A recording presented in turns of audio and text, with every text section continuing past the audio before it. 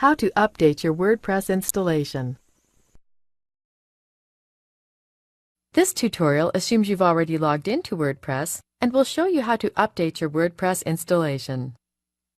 First, you can see which version of WordPress you're running right here. Click the Updates link in the left margin. This is where you go to update your WordPress installation.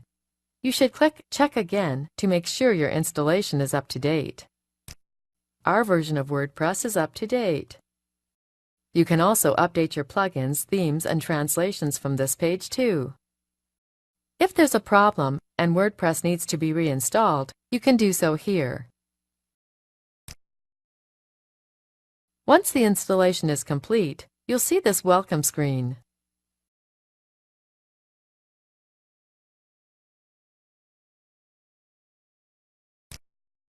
This is the end of the tutorial. You now know how to update your WordPress installation.